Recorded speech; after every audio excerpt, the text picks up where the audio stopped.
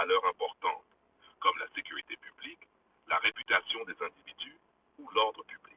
Les limites à la liberté d'expression sont principalement appliquées dans les cas suivants. 1. Discours de haine. Il est interdit d'inciter à la violence, à la discrimination ou à la haine, notamment envers des groupes ethniques, religieux ou autres. Par exemple, le discours raciste ou sexiste peut entraîner des poursuites judiciaires. 2. Diffamation et injure. La liberté d'expression ne permet pas de tenir des propos faux ou malveillants à l'encontre d'une personne, car cela pourrait nuire à sa réputation. 3. Atteinte à la sécurité nationale. La diffusion de certaines informations sensibles, comme des secrets d'État, peut être limitée pour protéger la sécurité du pays. 4. Propos obscènes ou dangereux.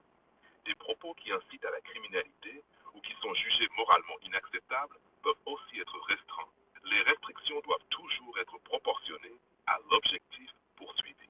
Cela signifie que la limitation de la liberté d'expression doit être justifiée et ne pas aller au-delà de ce qui est nécessaire pour atteindre un objectif légitime. Ainsi, bien que la liberté d'expression soit un droit précieux, elle doit être équilibrée avec d'autres droits et protections pour garantir le bien-être collectif.